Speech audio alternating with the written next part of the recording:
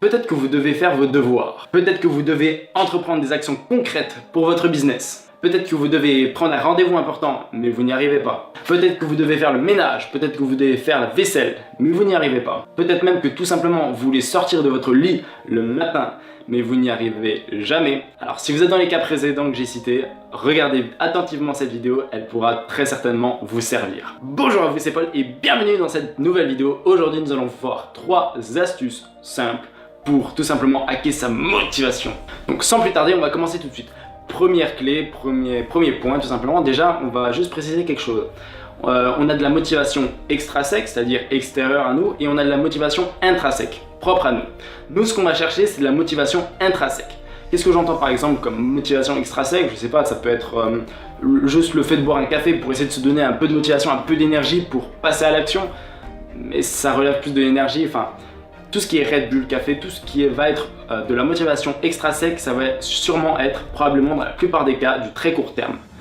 Nous, ce qu'on cherche, c'est de la motivation intrinsèque. Pourquoi on va chercher cette motivation intrinsèque? Parce qu'elle va nous permettre de durer dans le temps. Tout simplement, cette motivation, elle va durer du début jusqu'à la fin de nos projets. C'est vraiment une motivation comme ça. Mais ne vous inquiétez pas, vous allez très vite comprendre de quoi je parle. Donc, premier point, première clé, pour chercher cette motivation qui va durer dans le temps au long terme intrinsèque, ça va être de se demander pourquoi. Pourquoi on veut faire ce projet? Pourquoi on veut entreprendre telle action? Pourquoi on veut faire ça? Pourquoi on veut perdre du poids? Pourquoi on veut aller à la salle de sport? Pourquoi on veut faire du sport? Vraiment se demander pourquoi on veut faire la chose. Je l'ai déjà dit dans de précédentes vidéos et je vais continuer à vous le redire, mais trouver vraiment un pourquoi va mettre un sens à ce que vous allez faire. Si là je vous demandais de faire un sprint, vous allez me regarder, vous allez faire mais pourquoi? Tout simplement, vous allez dire mais ça n'a pas de sens, je vais pas faire un sprint comme ça juste pour le plaisir. Mais maintenant, si admettons que vous avez un enfant au bord de la route qui a deux doigts de se faire écraser et que là je vous dis courez, courez, évidemment vous allez courir. Vous êtes d'accord avec moi? Pourquoi dans le deuxième cas vous allez courir et pas dans le premier cas? Parce que dans le deuxième cas vous aurez un sens, vous aurez un pourquoi suffisamment fort pour passer à l'action. Tout simplement. Deuxième point, c'est le pourquoi pas. Avant c'était la carotte, maintenant c'est le bâton. C'est-à-dire, il faut se demander qu'est-ce qui risque d'arriver si je n'ose pas, si je n'agis pas. C'est-à-dire, regardez tous les points négatifs. C'est-à-dire, qu'est-ce qui risque d'arriver? Quels schémas se répéteront? Comment vous sentirez-vous de ne pas oser? Si vous n'osez pas, est-ce que plus tard, vous serez fier de ne pas oser ou est-ce que vous serez fier de tenter? En fait, dans ce deuxième point, il faut vraiment se concentrer sur les défauts. Qu'est-ce qu'on risque de répéter? Qu'est-ce qu'on risque de ne pas avoir? C'est quoi vraiment le risque de rester tout simplement comme d'habitude et de ne pas tenter ces actions que vous devez faire, prendre ce rendez-vous important ou quoi que ce soit.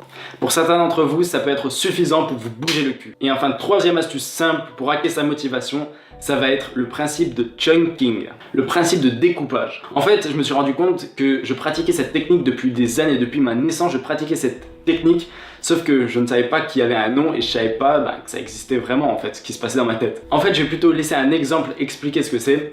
Je vais vous prendre l'exemple de David Blaine. David Blaine est un Américain, un magicien d'ailleurs. Et il s'est donné comme défi de se mettre dans un bloc de glace pendant plusieurs heures.